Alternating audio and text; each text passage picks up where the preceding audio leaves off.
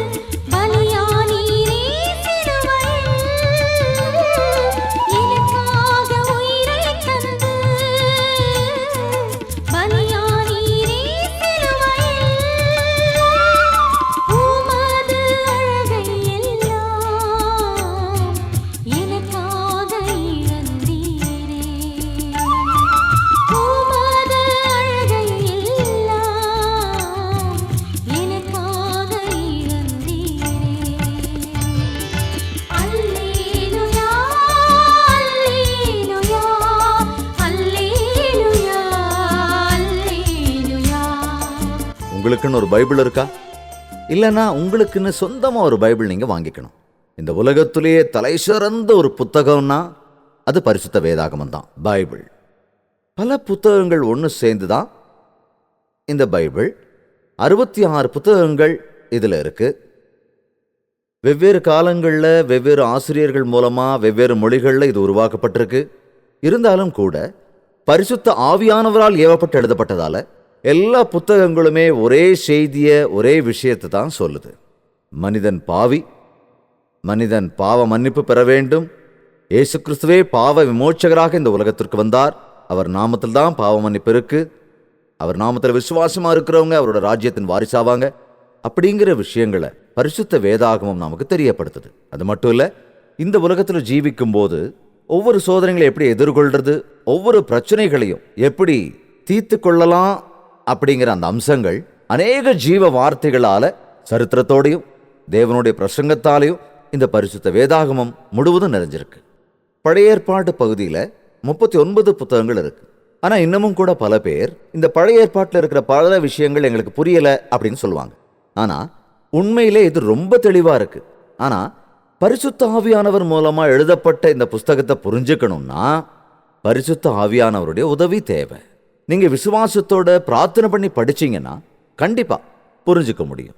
ஒருவேளை ஏதாவது ஒரு இடம் புரியலைன்னா அந்த இடத்த விட்டுட்டு நீங்க தொடர்ந்து பைபிளை படிச்சுக்கிட்டே இருந்தீங்கன்னா உங்களுக்கு புரியாம இருக்கிற அந்த விஷயம் நீங்களே புரிஞ்சுக்கும்படியாக இன்னொரு வசனத்துல அதை பத்தி தெளிவா விவரிக்கப்பட்டிருக்கும். அதனால அனுதினமும் 3 அதிகாரம், ஞாயிற்றுக்கிழமைனா 5 அதிகாரம் அப்படி படிக்கிறதுக்கு நீங்க பழகிட்டீங்கன்னா ஒரு வருஷம் முடியறதுக்குள்ளேயே பரிசுத்த வேதாகமம் முழுவதையும் நீங்க படிச்சு முடிச்சிருப்பீங்க. எசேக்கியேல் அப்படின்னு ஒரு புத்தகம் இருக்கு. அது ஒரு தீர்க்கதரிசியுடைய பெயர். எசேக்கியேல் என்ற ஒரு தீர்க்கதரிசியை தேவன் தேர்ந்தெடுத்தார். அன்றைய நாட்களிலே இஸ்ரவேல் என்று சொல்லப்பட்ட அந்த ஜனத்திற்கு தன்னுடைய செய்திகளையும் தன்னுடைய எச்சரிக்கைகளையும் தெரிவிப்பதற்கு தீர்க்கதரிசியாக தேவன் எசேக்கியேலை தேர்ந்தெடுத்தார். தீர்க்கதரிசி என்றால் தேவனுடைய சத்தியங்களை ஜனங்களுக்கு உள்ளது உள்ளபடி தெரிவிக்கிறவர். மனிதனுடைய பாரத்தையும் கஷ்டங்களையும் தேவனிடத்திலே சொல்லுகிறவர். அந்த காலத்துல வெவ்வேறு நேரங்கள்ல வெவ்வேறு விதமாக தீர்க்கதரிசிகள் மூலமாக தேவன் பேசினார். இப்போது தம்முடைய குமாரன் மூலமாக பேசுவதற்கு தேவன் பிரியமாயிருக்கிறார். இன்றும் கூட தேவன் எழுதின வசனத்தின் மூலமாக நம்மோடு பேசுகிறவராக இருக்கிறார். விசுவாசத்தோடு ஜெபிக்கும் போது நீங்களும் கூட ஜீவனுள்ள தேவனுடைய சத்தத்தை கேட்க முடியும். அன்றைய நாட்களிலே இயேசு கிறிஸ்து மனித ரூபம் எடுத்து இந்த பூமிக்கு வருவதற்கு முன்பாக மனிதனுடைய பாவங்களுக்கு பரிகாரம் கிடைக்காததினாலே தேவன் தாம் தேர்ந்தெடுத்த தீர்க்கதரிசிகள் மூலமாக தன் மக்களோடு பேசினார். இந்த எசேக்கியேலை தேவன் தேர்ந்தெடுத்து தம்முடைய வாக்குத்தத்தங்களை மக்களுக்கு சொல்லும்படியா கட்டளையிட்டார். கவனிங்க, எசேக்கியேலின் புஸ்தகம் 37வது அதிகாரம். கர்த்தருடைய கை என்மேல் அமர்ந்து கர்த்தர் என்னை ஆவிக்குள்ளாக்கி வெளியே கொண்டு போய் எலும்புகள் நிறைந்த ஒரு பள்ளத்தாக்கில் நடுவிலே நிறுத்தி என்னை அவைகளின் அருகே சுற்றி நடக்க பண்ணினார். இதோ பள்ளத்தாக்கின் வெட்ட வெளியிலே அந்த எலும்புகள் மகாத்திரளாய் கிடந்தது, அவைகள் மிகவும் உலர்ந்ததுமாயிருந்தது. தேவன் ஆவிக்குள்ளாக்கி இந்த எசேக்கியேல் தீர்க்கதரிசியை ஒரு பள்ளத்தாக்கிலே நிறுத்துகிறார். அந்த பள்ளத்தாக்கிலே அங்கே இங்கே அவனை நடக்க செய்தபோது அங்கே இவர் பார்த்த விஷயம், உலர்ந்து போன எலும்புகளை அவன் பார்க்கிறார். அதுவும் கொஞ்ச நஞ்சல்ல, குவியல் குவியலாய் உலர்ந்து போன எலும்புகள். அப்படி எலும்புகள் இருந்த இடத்திலே எசேக்கியேலை கொண்டு போய் நிறுத்தி அவனிடத்திலே தேவன், இந்த எலும்புகள் உயிரடையுமா அப்படின்னு கேட்கிறார். பாருங்க, மனுபுத்திரனே, இந்த எலும்புகள் உயிரடையுமா என்று கேட்டார். மனுபுத்திரனே, உலர்ந்து போன இந்த எலும்புகள் உயிரடையுமா அப்படின்னு கேட்டாரா? எங்கேயாவது எப்பவாவது உலர்ந்த எலும்புகள் உயிரடையுமா கேட்டிருக்குமா? மனுஷன் இறந்ததுக்கு அப்புறம் அவன் தேகத்திற்கு மதிப்பே இல்லை. ஒரு நாள் அல்லது 2 நாள் அந்த உடல் நல்லா இருக்கும், ஒருவேளை அவ்வளவுதானே தவிர 3வது நாள் அது பயங்கரமா நாற்றம் எடுத்துரும், அது அழுகி போயிடும். அதை புதைக்கிறத தவிர வேற வழி இல்லை. புதைச்சதுக்கு அப்புறம் அந்த உடல் மக்கி கொஞ்ச நாள்ல மண்ணோடு மண்ணை கலந்துடும். எலும்புகள் எல்லாம் உலர்ந்து போயிடும். உலர்ந்து போன எலும்புகள் பல வருஷங்களுக்கு முன்னாடி இறந்து போனவங்களுடைய அடையாளமா அது இருக்கு. அவங்க இறந்துட்டாங்க, அவங்க உடல் மண்ணோட மண்ணாயிடுச்சு, அந்த எலும்புகள் உலர்ந்து போய் பல வருஷங்கள் ஆயிடுச்சு. அதான். ஆனா இப்போ இந்த உலர்ந்து போன எலும்புகள் உயிரடையுமா அப்படின்னு தேவன் கேட்கிறார். கவனிங்க, நாம கூட அநேக நேரங்கள்ல உலர்ந்து போன நிலையில தான் இருக்கும். அந்த நாட்கள் இயேசு கிறிஸ்து இறந்து போனவங்களை உயிரோடு எழுப்பினார். எவீரு என்ற மனிதன் தன்னுடைய குமாரத்து இறந்து போய்விட்டா, இனி போக வேண்டிய அவசியம் இல்லைன்னு சொன்ன நேரத்திலே இயேசு கிறிஸ்து அந்த பெண்ணிடத்துல போய் தலி தாகுமி அப்படின்னதும் அந்த பெண் எழுந்து உட்கார்ந்தாள். ஒரு ஊர்ல கூட ஒரு விதவையோட மகன் இறந்து போயிடுறான். அவனுக்கு பாட கட்டி மயானத்துக்கு எடுத்து போயிட்டு இருக்காங்க. மயான பூமிக்கு போயிட்டு இருந்த அந்த உடலை பாதியிலே நிறுத்தின ஆண்டவர் அந்த சடலத்தை தொட்டு, வாலிபனே எழுந்து வா அப்படின்னதும் அவன் எழுந்து உட்கார்ந்துட்டான். அது மட்டும் இல்ல, லாசர் என்கிற ஒருவன் இறந்த பிறகு கல்லறையில் வைத்து 4 நாட்கள் ஆன பிறகு அவனுடைய கல்லறையிலிருந்து ஆண்டவர் அவனை வெளியே உயிரோடு எழுப்பினார். லாசருவின் சகோதரி இயேசு கிறிஸ்து அந்த கல்லறையின் கல்லை அகற்றச் சொன்னபோது, வேண்டாம் ஆண்டவரே, அழுகி போயிருக்கும், அது நாற்றம் எடுக்கும் அப்படி என்று சொல்லுகிறாள். ஆனால் இயேசு சொன்னார், நீ விசுவாசித்தால் தேவனுடைய மகிமையை காண்பாய் என்று சொன்னார். லாசருவே வெளியே வா என்று சொன்ன உடனே 4 நாட்களுக்கு முன்னாடி இறந்து போய் அழுகி போன அவன் சரீரத்தில் ஜீவன் வந்தது. அவன் எழுந்து உயிரோடு வந்தான். ஆனால் இங்கே இப்போ இறந்தவர் கிடையாது, கொஞ்ச நேரத்துக்கு முன்னாடி இறந்தவனும் கிடையாது, சில நாட்களுக்கு முன்னாடி இறந்தவர்களும் கிடையாது. ஆனா சில ஆண்டுகளுக்கு முன்னாடி இறந்து போன மனித எலும்புகள் குவியலாக கிடக்கின்றன. அந்த எலும்புகள் உயிரடையுமா? அதற்கு தீர்க்கதரிசி சொன்னா, ஆண்டவரே, அது உமக்குத்தான் தெரியும். அற்புதங்கள் செய்கிறவர் நீர்தானே, ஆச்சரியங்கள் செய்பவரும் நீர்தான், உயிர்த்தெழ வைக்கிறவரும் நீர்தான், என்னால் கூடாத காரியம் ஒன்று உண்டோ என்று கேட்டவரும் நீர்தான். இப்படித்தான் அந்த தீர்க்கதரிசி பதில் சொன்னான். இந்த நிகழ்ச்சியை பிரியமா பார்த்துக்கிட்டு இருக்கிற அன்பு சகோதர சகோதரிகளே, நீங்க விசுவாசிக்கிறீங்களா? இந்த இயேசு கிறிஸ்து அற்புதங்களை செய்கிற தேவன், அவர் அதிசயங்களை செய்கிற ஆண்டவர். விசுவாசிக்கிறீங்களா? அக்கிரமங்களினாலும் பாவங்களினாலும் ஒருவேளை தரித்திரராய் இருக்கிற உங்களையும் இன்னும் அவர் உயிர்த்தெழ வைக்கிறதுக்கு, அந்த பரிபூர்ண சிருஷ்டியை பண்றதுக்கு அவர் வல்லமையுடையவராய் இருக்கிறார். பாவ செயல்களால் உன்னை நீயே அழித்துக் கொள்ளுகிற நிலைமையில் இருந்தாலும் கூட காப்பாற்றக்கூடிய, பரிசுத்தவானா மாற்றக்கூடிய தேவன் இருக்கிறார் என்று விசுவாசிக்கிறீங்களா? அன்று இஸ்ரவேல் ஜனங்கள் எவ்வளவு விதமாய் அடைபட்டு கிடந்தார்கள், நலிந்து போனவர்களாயிருந்தார்கள், பலர் அழிந்தும் போய்விட்டார்களே. வாசிக்கலாம் 11வது வசனம். அப்பொழுது அவர் என்னை நோக்கி, மனுபுத்திரனே, இந்த எலும்புகள் இஸ்ரவேல் வம்சத்தார் அனைவருமே, இதோ அவர்கள் எங்கள் எலும்புகள் உலர்ந்து போயிற்று, எங்கள் நம்பிக்கை அற்று போயிற்று, நாங்கள் அறுப்புண்டு போகிறோம் என்கிறார்கள். எங்கள் எலும்புகள் உலர்ந்து போயிற்று, எங்கள் நம்பிக்கை அற்று போயிற்று, நாங்கள் அறுப்புண்டு போகிறோம் என்கிறார்கள். இன்றும் கூட அநேகர் இப்படித்தான் சொல்றாங்க இல்லையா? என்னோட எலும்பு உலர்ந்து போயிடுச்சு, என்னோட எலும்புகள்ல சக்தி இல்லை, பலன் இல்லை. இன்னைக்கும் கூட எத்தனை பேர் முதுகு வலியினால வேதனைப்பட்டுக்கிட்டு இருக்காங்க, ஸ்பைனல் கார்ட் சம்பந்தமான பிரச்சனையால அவதிப்பட்டுக்கிட்டு இருக்காங்க. எலும்புகள் தேஞ்சு போயிடுச்சுன்னும் எலும்புகள் பலம் இல்லைன்னும் வைத்தியர்கள் சொல்லும்போது எத்தனையோ ஆப்ரேஷன் பண்ணணும்னு, ஏதோ ஒரு வகையில் உன்னை நிற்க வைக்கணும்னு முயற்சி செஞ்சு எவ்வளவு செலவு பண்ணியும் ஆசையோட ஆப்ரேஷன் முடிஞ்சதுக்கு அப்புறம் கூட அந்த எலும்புகள் செட் ஆகாம, அந்த வியாதிக்கு அந்த வலிக்கு நிவாரணம் இல்லாம எத்தனை பேர் வேதனையோடு இருக்காங்க. முழங்கால் எலும்பு தேஞ்சு போயிடுச்சுன்னும், என்னோட கழுத்து எலும்பு தேஞ்சு போயிடுச்சுன்னும், என் முதுகுத்தண்டு எலும்பு தேஞ்சு போயிடுச்சுன்னு, என் எலும்புகள்ல பலனே இல்லைன்னு எத்தனை பேர் சொல்லிக்கிட்டு இருக்காங்க. இந்த நாட்களில அப்படிப்பட்ட வியாதியால எத்தனையோ பேர் வேதனைப்பட்டுக்கிட்டு இருக்காங்க. இதுக்கு மருந்து இல்லை, இதுக்கு வேற வழி இல்லை, நான் படுக்கையிலேயே கிடக்க வேண்டியதுதான். ஏதாவது என்னுடைய எலும்பு மேல மோதிக்கிட்டா அந்த இடம் விரிசலாயிடும், நான் படுக்கையிலே இருக்கனேன்னு எனக்கு ஜெபம் பண்ணுங்கன்னு ஒரு சகோதரன் கேட்டாங்க. எவ்வளவு கஷ்டம் பாருங்க, எவ்வளவு பயங்கரமானது. இன்னைக்கும் கூட பல விஷயங்களை நாம் இப்படி பார்க்கிறோம். என்னுடைய எலும்பெல்லாம் உலர்ந்து போயிடுச்சு, வறண்டு போன வாழ்க்கை, குடும்பம் சர்வ சந்தோஷமா இருக்கணும், ஆனா வறண்டு போய் வெறுத்து போய் பிடிமானம் இல்லாத ஒரு வாழ்க்கையை அநேகர் வாழ்ந்துகிட்டு இருக்காங்க. இனி என்னுடைய வாழ்க்கையில பலன் இல்லை, இனி என்னுடைய வாழ்க்கையில வளர்ச்சி கிடையாது அப்படின்னு எத்தனையோ பேர் கலங்கி போய் நிற்கிறாங்க. அதே மாதிரி நிலையில நீங்களும் இருக்கீங்களா? என் வாழ்க்கையில இனி குறிக்கோள் இல்லை, எனக்கு எந்த ஆதாரமும் இல்லை, நான் நோய்வாய்ப்பட்டு கிடக்கிறேன், நான் படுத்த படுக்கையா இருக்கிறேன், என்னை பார்க்கறதுக்கும் யாரும் இல்லை அப்படின்னு கலக்கத்தோடு இருக்கிறீங்களா? என்னோட ஆசையெல்லாம் கனவா போயிடுச்சு அப்படின்னு வருத்தத்தோடு சிலர் இருக்கலாம். அவங்க ஆசை கனவாயிடுச்சு. அப்படி அநேகர் தங்களுடைய ஆசைகளை நிறைவேற்ற முடியாம தவிச்சுக்கிட்டு இருக்கிறாங்க. எவ்வளவோ ஆசைகள் இருந்தது. என் மகன் பெரியவனா வளர்ந்து என்னை காப்பாத்துவான், என்னை பாதுகாப்பான் அப்படின்னு கனவோடு இருந்தனே, ஆனா ரோடு ஆக்சிடென்ட்ல இறந்துட்டானே, எதிர்பார்க்க முடியாம என்னுடைய பையன் இந்த உலகத்தை விட்டு போயிட்டானே அப்படின்னு எத்தனையோ பேர் வருத்தத்தில் இருக்காங்க. எவ்வளவு ஆசை வச்சிருந்தேன் என் எதிர்காலத்தை பத்தி, அது எல்லாமே பொய்யாயிடுச்சே அப்படின்னு எத்தனையோ பேர் வருத்தத்தில் இருக்காங்கல்ல.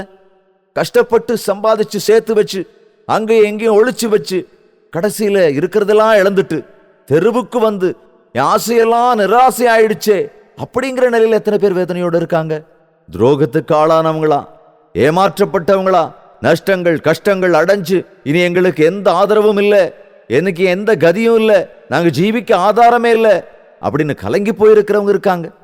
ஆமாங்க, நம்ம ஆசை நிறைவேறாம அழிஞ்சு போயிட்டோம், இனி நாம முன்னேறவே முடியாது, அவ்வளவுதான், அழிஞ்சு போயிட்டோம், இனி உயர்வுக்கு வழியே கிடையாது அப்படின்னு அநேகர் தவிப்பில் இருக்காங்க. இன்றும் கூட உங்களோடு ஆண்டவராகிய இயேசு கிறிஸ்து தம்முடைய வசனத்தின் மூலமாக பேசிக்கொண்டிருக்கிறார். இந்த எலும்புகள் உலர்ந்து போனது, எங்க ஆசைகள் நிராசையாயிடுச்சு அப்படின்னு நினைக்கும் போது தேவன் அவங்க கிட்ட என்ன சொன்னாருன்னு பாருங்க. இதோ என் ஜனங்களே, நான் உங்கள் பிரேத குழிகளை திறந்து உங்களை உங்கள் பிரேத குழிகளிலிருந்து வெளிப்படவும் உங்களை இஸ்ரவேல் தேசத்திற்கு வரவும் பண்ணுவேன். நான் உங்கள் பிரேத குழிகளை திறந்து, என்ன சொல்றாரு?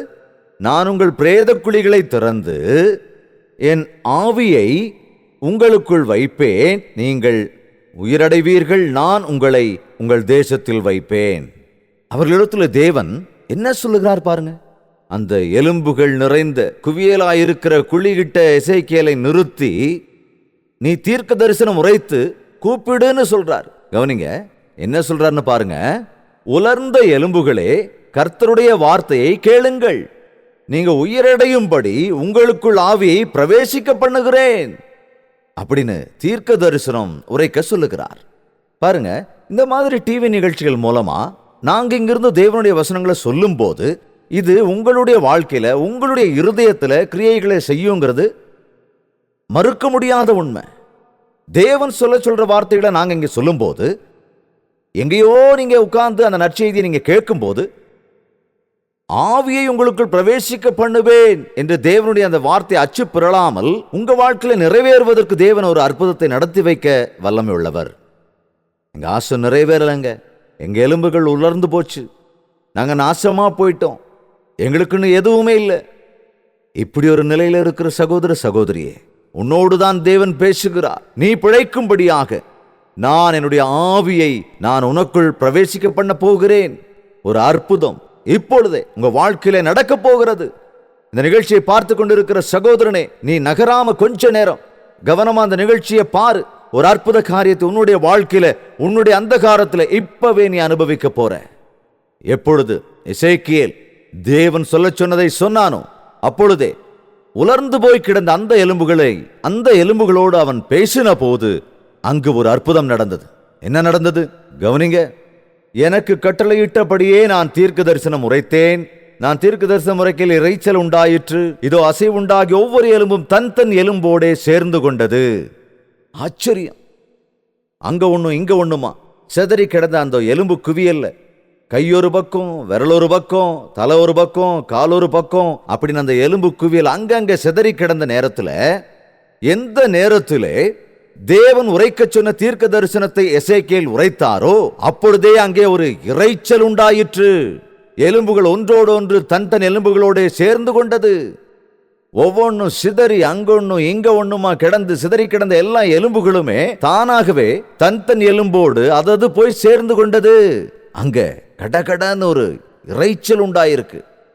பரிசுத்த ஆவியானவர் தன்னுடைய ஆவியை இறக்கும் பொழுது ஒரு அற்புதமான ஆச்சரியமான காரியத்தை நீங்க உணருவீங்க. இந்த வசனத்தை கேட்டுக்கொண்டிருக்கும் போதே உங்கள் இருதயம் படபடன் அடிக்குதா? உங்க அந்தரங்கத்தில் ஒரு அற்புதம் நடக்குதா? ஆண்டவர் நலிந்து போயிருக்கிற உன்னுடைய வாழ்க்கையை, சிதறி போய் கிடக்கிற உன்னுடைய குடும்பத்தை, உன்னுடைய வாழ்க்கையில் இருக்கிற பிரச்சனைகளை சரி பண்றதுக்கு பரிசுத்த ஆவியானவர் உனக்குள்ள ஒரு ஆசீர்வாதத்தை நிரப்ப போகிறார். விசுவாசிங்க, நடக்கும். அங்கே ஒரு இரைச்சல் உண்டாயிற்று. தன் தன் எலும்போடு அவைகள் சேர்ந்து கொண்டது. எலும்பு குவியலாய் இருந்த அந்த இடம் அஸ்தியாக கிடந்ததெல்லாம் மாமிசத்தோடு சேர்ந்தது, சருமத்தோடு சேர்ந்து கொண்டது. நரம்புகள் உருவாச்சு. நல்ல ஒரு உருவத்தோட உலர்ந்து போன அந்த எலும்புகள் எல்லாம் சரீரமா மாறி போயிடுச்சு. இயேசு கிறிஸ்து அற்புதங்களை செய்கிறவராயிருக்கிறார். விட்டு போன, கெட்டு போன, பாழாய் போன வாழ்க்கையை சரி செய்கிறவராயிருக்கிறார். பிரிந்து போய் கிடக்கிற குடும்பங்களை சேர்த்து வைக்கிறவர் அவர்தான். அங்க பாருங்க, அதோட நிக்கல. என்ன நடந்திருக்குன்னா, நான் பார்த்து கொண்டிருக்கையில் அவைகளின் மேல் நரம்புகளும் மாம்சமும் உண்டாயிற்று. மேற்புறமெங்கும் தோலினால் மூடப்பட்டது, ஆனாலும் அவைகளில் ஆவி இல்லாதிருந்தது.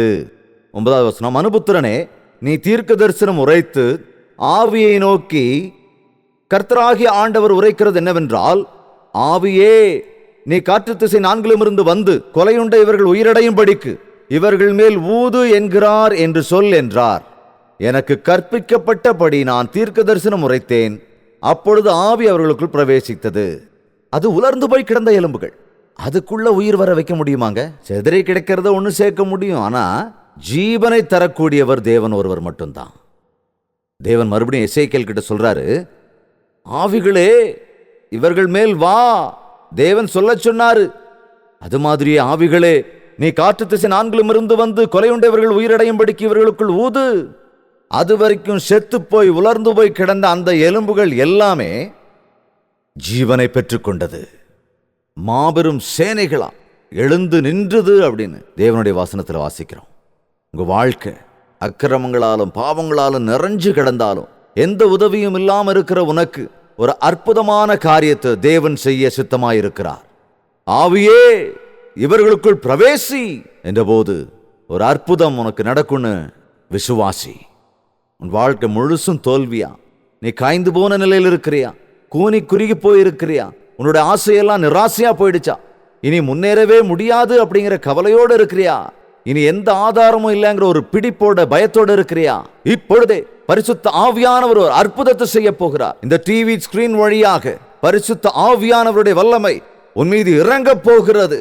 விசுவாசத்தோடு தேவனுடைய இந்த வார்த்தைகள் ஒரு அற்புத காரியத்தை உன் வாழ்க்கையில செய்ய போகிறது. ஆண்டவர் நேற்றும் இன்றும் நாளையும் என்றும் பரிபூர்ணமாயிருக்கிறவர் அவர். அன்று உலர்ந்து போன எலும்புகளை உயிர் பெற வைத்த அந்த தேவன் இன்று உலர்ந்து போய் கிடக்கிற உன்னுடைய வாழ்க்கையை உன்னுடைய குடும்பத்தை உயிர்த்தெழ வைப்பதற்காக அவருடைய ஜீவ ஆவியை உன் குடும்பத்திற்குள் தர ஆசைப்படுகிறார். தயவு செய்து தலைகளை தாழ்த்தி என்னோடு சேர்ந்து நீங்கள் ஜெபிங்க. ஒரு அற்புத காரியம் உன் வாழ்க்கையில் என்ன நடக்கும் என்று விசுவாசிங்க. பிரார்த்தனை. அன்பும் பிரியமும் நிறைந்த எங்கள் பிதாவே, இந்த ஜெபத்திலே கலந்திருக்கிற ஒவ்வொருவருக்குள்ளும் உங்களுடைய ஆவியை ஊற்றுங்கப்பா. எங்க எலும்புகள் உலர்ந்து போய் கிடக்கிறது. எங்கள் ஆசைகள் நிறைய ஆசையாயிருக்கிறது. நாங்கள் அழிந்து போய் கொண்டிருக்கிறோம். எங்களுக்குள் எந்த திக்கும் இல்லை, எங்களுக்கு எந்த கதியும் இல்லை என்று வருத்தப்படுகிறவங்களை இந்த நேரத்தில் தான் நசரேயனாகிய இயேசு கிறிஸ்துவின் நாமத்தினால் விடுதலை செய்யும்படி ஜெபிக்கிறேன். நான் மறுபடியும் பிழைப்பேனா? நான் மறுபடியும் எழுந்திருப்பேனா? நான் மறுபடியும் நடப்பேனா? நான் மறுபடியும் ஜீவிப்பேனா என்று படுக்கையில் கிடந்து வேதனையோடு நோயோடு கலங்கி கொண்டிருக்கிறவர்களே, இப்பொழுதே நீர் கண்ணோக்கி பாருங்கப்பா. உம்முடைய பரிசுத்த ஆவியை அவர்கள் மேல் ஊற்றுங்க ராஜா. என் கணவர் குடிகாரராயிருக்கிறாரே, தினந்தோறும் மோசமான நிலைக்கு போய்கிட்டு இருக்கிறோமே, இனி என்னுடைய குடும்பம் கட்டப்படுமா? என் கணவர் மனசு மாறுமா? என் பிள்ளைகள் ஆசீர்வதிக்கப்படுவாங்களா? எங்களுக்கு எதுவும் ஆதரவு இருக்கான்னு கலங்கி போயிருக்கிற ஒவ்வொரு வீட்டுக்குள்ளையும் உம்முடைய ஆவியை பிரவேசிக்க பண்ணுங்க ராஜா. இதுவரைக்கும் ஆசையாய் குடிச்ச அந்த குடிய வெறுக்கும்படியாக, குடிபோதையில் இருக்கிற அந்த சகோதரனை இப்பொழுதே நீர் கண்ணோக்கி பார்த்து தொடும்படி ஜெபிக்கிறேன். ஒரு பரிசுத்தமான அவனை மாற்றுங்கப்பா. கடன்ல மூழ்கி போய் கிடக்கிறோம். எவ்வளவோ வட்டி கட்டினாலும் வீழ முடியாத நிலையில் இருக்கிறோம். கடன் வாங்கினவங்க இறந்து போயிட்டாங்க. கடனை திருப்பி தர முடியாத நிலையில நாங்க இருக்கிறோம். ஏதாவது விஷத்தை சாப்பிட்டு இறந்து போயிடலான்னு தோணுது. இனி எங்களுக்கு எந்த ஆதரவுமே இல்லைன்னு நினைச்சுக்கிட்டு இருக்கிறவங்களை இப்பவே நீர் பாருங்கப்பா. ஆவியே இவர்களுக்குள்ள பிரவேசி என்று அன்று நீர் உரைத்த அந்த வாக்கு தத்துவம் இன்று இந்த பிள்ளைகள் வாழ்க்கையில் நடக்கும்படியாக இந்த பிரார்த்தனை பண்ணிக்கிட்டு இருக்கும் போதே எங்கெல்லாம் உம்முடைய பிள்ளைகள் உண்மையாய் ஜெபித்துக் கொண்டிருக்கிறார்களோ, தங்கள் இருதயத்தை திறந்து பயத்தோடையும் பக்தியோடையும் விசுவாசத்தோடையும் உம்மை தேடிக்கொண்டிருக்கிறார்களோ, அவங்கள சந்திங்க தகப்பனே. என் அப்பா என்னை கண்டுகொண்டார். என் தேவனுடைய வல்லமை நான் அடைந்தேன். எனக்கு ஒரு ஜீவன் கிடைத்திருக்கிறது. என் தேவன் என்னை பிழைக்க வைத்து விட்டார் என்று சாட்சியம் சொல்லும்படியாய் உம்முடைய கிரியை நடக்க வேண்டும் என்று ஜெபிக்கிறேன். சாத்தானுடைய பிடியில் நலிந்து காய்ந்து போயிருக்கிற, கலங்கி போயிருக்கிற ஒவ்வொருவரையும் இப்பொழுதே நசரேயனாகிய இயேசு கிறிஸ்துவின் நாமத்தினால் விடுவிக்கும்படியாய் ஜெபிக்கிறேன். உம்முடைய அற்புத காரியத்தை நடத்துங்க ராஜா. அன்றைய எசேக்கியேலை தேர்ந்தெடுத்து உம்முடைய வாக்கை உரைத்தீர். இன்று இந்த நிகழ்ச்சியின் மூலமாக உம்முடைய வசனங்களை தெரிவிக்கும்படி சொல்லி இருக்கிறீர்.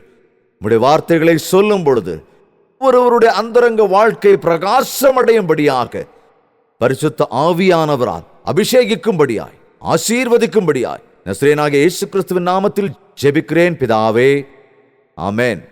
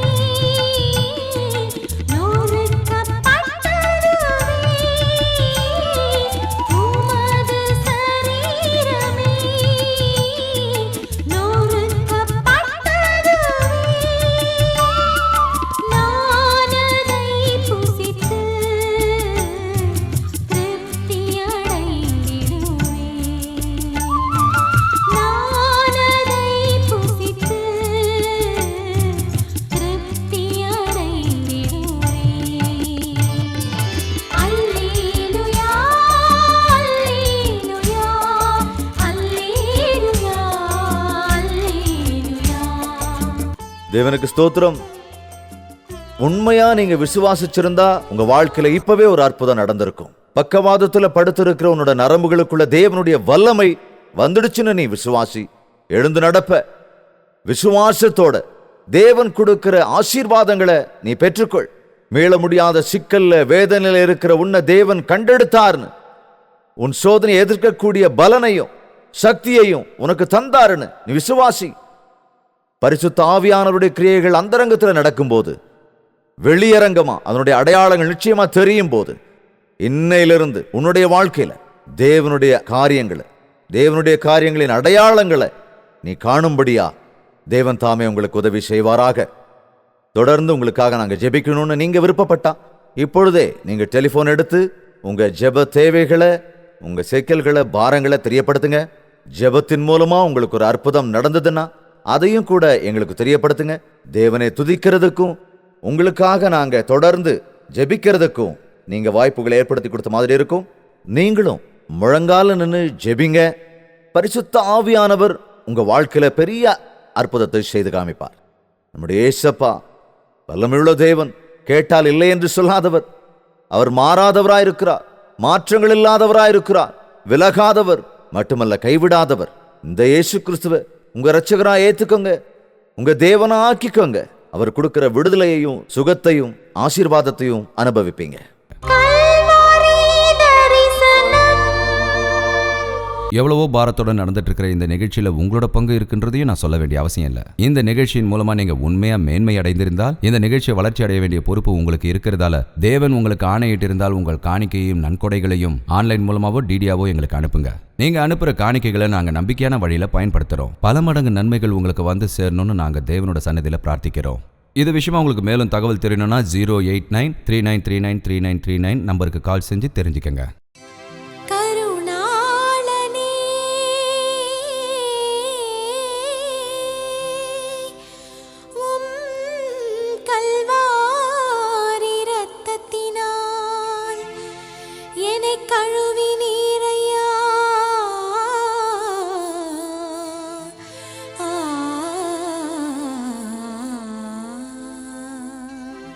உலர்ந்த நிலையில இருக்கீங்களா?